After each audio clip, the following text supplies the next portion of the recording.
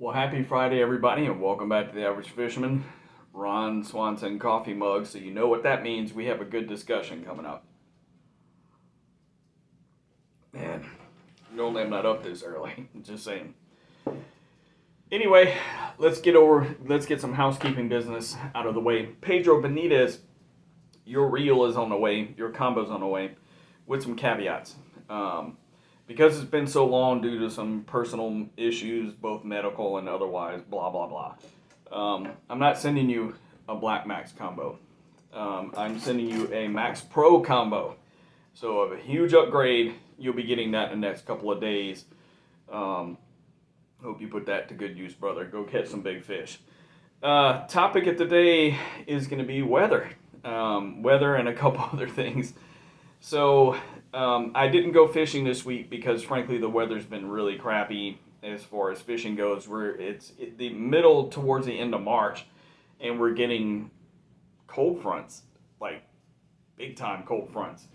The weather here on Monday is going to bottom out in the low 30s. They're saying that there's a possibility of a light freeze. If you hear the rain outside, I don't know if you guys can hear this on camera or not, but there's heavy rain going on right now outside as a cold front pushes through. Otherwise, I'd have gone fishing today.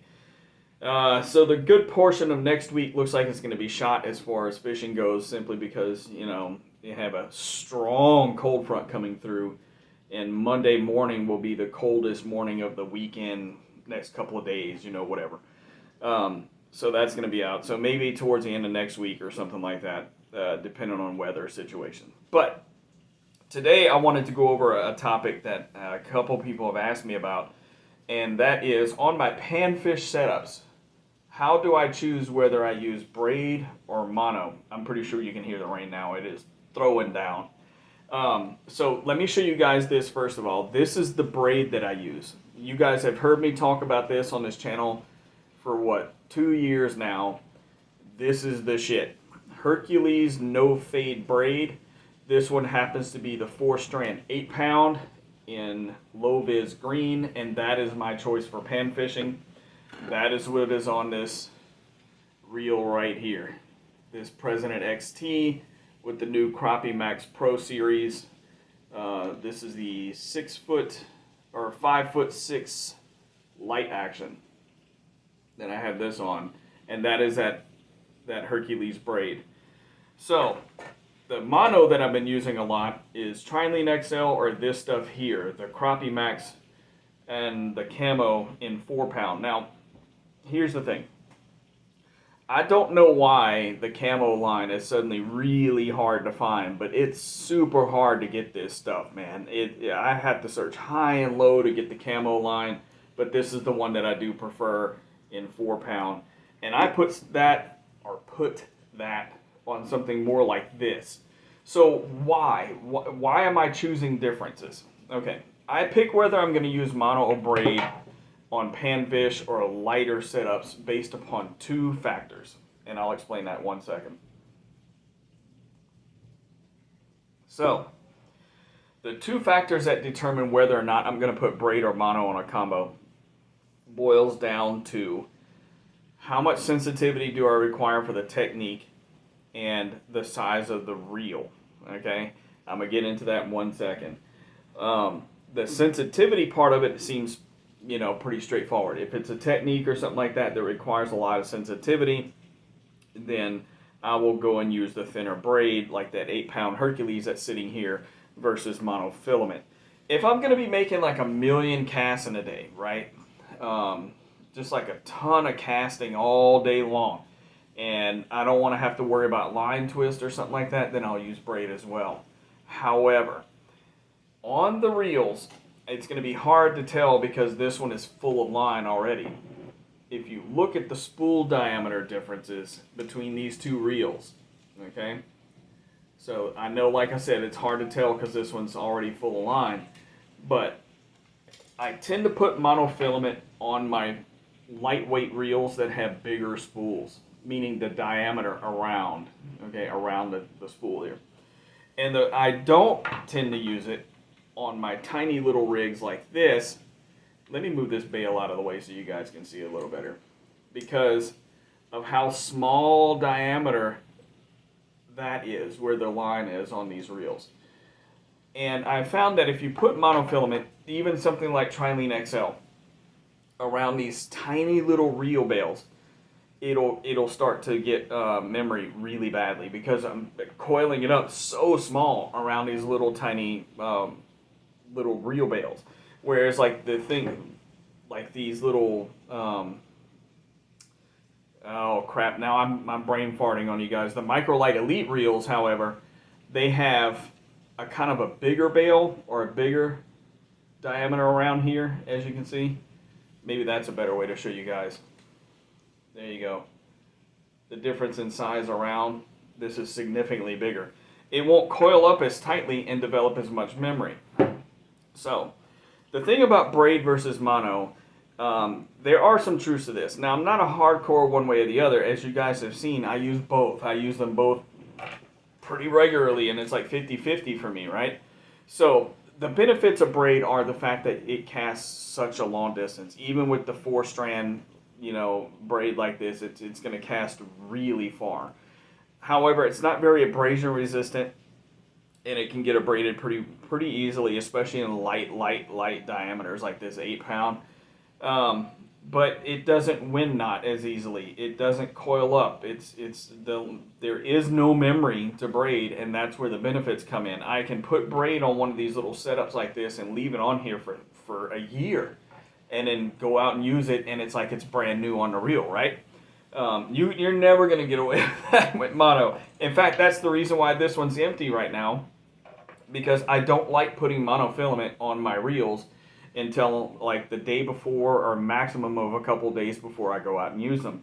And then I will use them. I will leave the mono on the setup for a maximum of a week, and then I take it off and then leave it empty until the next time I go fishing. And that's because of memory issues. So monofilament, even in 4-pound, is going to be more abrasion resistant than like 8-pound braid, because it's mono, okay? It's a little more forgiving of a material.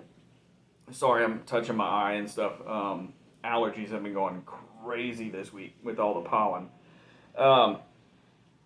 So in situations where I'm throwing it into like structure, which is what I am doing a lot if you watch the videos, like cypress knees or near the trees where I know I'm going to be hitting it and maybe pulling it back across the trees and stuff like that, then monofilament's the obvious choice, because it's more abrasion resistant than the braid is, but you lose some sensitivity and you lose some, all-day castability that you would get out of the braid. So those are the things that factor in when my decision is being made about whether or not I'm going to be using braid and or monofilament. So when I plan my setups, okay, and I plan my setups. When I'm purchasing them, specifically the reels, I already have in mind what I want to load them with. The smaller diameter reels I use with braid. The slightly larger diameter reels I use with mono. And I set them up that way from the beginning. Like, I knew when I bought this reel that this thing would be a braid only reel. It's a tiny little reel, and I knew from the moment I bought it, I wanted a super lightweight little reel, and I knew I was going to fish braid with it, because it's so tiny right around here. I mean, I'm talking, 1.25 inch. If you took a tape measure and measured it from here to there, it's 1.25 inch. And that's fully loaded, all right? That's kind of the thing that I'm trying to get across to you guys, that when you go out and you buy these combos, or you put one together, kind of have an idea of how and where and what you want to fish with these combos ahead of time, and you can plan more accordingly. Like, there are certain setups like these guys I don't ever put braid on because it's not necessary, right? This is a monofilament type reel, and as you can see, if it was loaded, it's not like a night and day difference as far as diameter goes, but it's still significantly bigger than that President XT. And I got it with the intention of using it with monofilament fishing line, to make things a little easier for me as far as dealing with line coil and stuff like that. So that's the decisions that I tend to make. The sensitivity that's going to be required. If I'm vertical jigging or something like that at long distances, or really deep water, if I'm using plain jig heads or something like that, that I need the sensitivity. I need to maintain bait contact or something. Or if the spool is really small, I'm always going to go with braid. The bigger spools or something that doesn't need a lot of sensitivity, like bobber setups or something like that, I'm always going to go with mono. So here's an exception. As you saw, this is a small reel setup on a sensitive rod with a slip bobber setup, and I just said on bobber setups that I use mono. Why do I have braid on here? Very simple.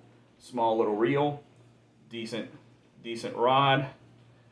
This isn't just going to be for a slip bobber setup. Sometimes I use the float to keep the jig head off the bottom, but I still work it through the water like I would anything else. So it's not like I'm using it as a worm setup, right? I'm still using it as a traditional jig setup, jig and tube bait or something like that setup, but I am working it through the water. And the only reason I have the bobber there is to make sure that it doesn't sink down too far. Like if I'm throwing it up close to the bank or something like that, there may be tons of stuff, at least where I fish in South Louisiana, usually closer to the bank is full of snags, down tree limbs, down trees, stuff like that. And I just don't want that jig head scraping across all of that, because every time you cast, you get snagged up. So I use the bobber to keep it away or above those as I'm pulling it through the water. So I do need the sensitivity, because I'll be needing to detect those little light strikes, even though all the bobber's doing is keeping it suspended above all that structure. This monofilament, bigger spool. This is what I'm going to be using as far as a jig and bobber setup, more like this, but more traditional, okay, or hook and bobber. So anyway, I just wanted to run that by you guys, let you guys know how I choose and why I choose the lines that I use when I go pan fishing or something like that. Because a lot of comments I got was that braid is overkill for pan fishing. And then conversely, some people going like, you're still using monofilament, like braid is the future.